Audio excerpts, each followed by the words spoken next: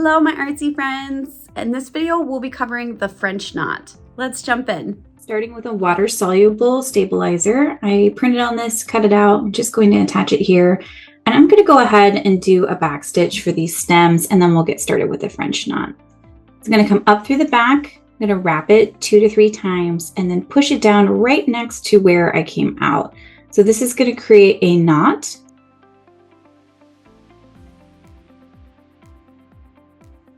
I'm going to keep this parallel to my hoop. Sorry, it's getting stuck.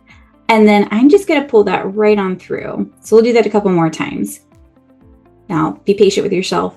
French knots are notoriously difficult. So up through the back, I'm going to wrap it 2 to 3 times. And then come back down right next to where I came up.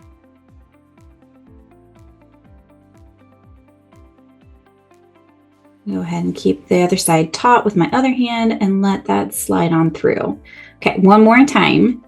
You notice I did goof up a little bit there, so be kind to yourself as you're wrapping. Sometimes it gets a little tricky. So wrap 2 to 3 times and then back down right next to that initial stitch.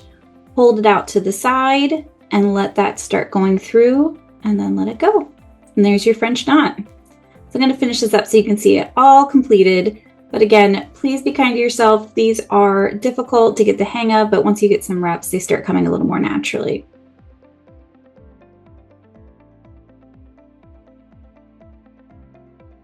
And wrapping it up here, and this is our French knot.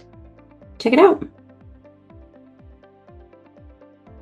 Thank you for stitching with me today. Be sure to download your free pattern sampler and guide wherever you're watching this lesson.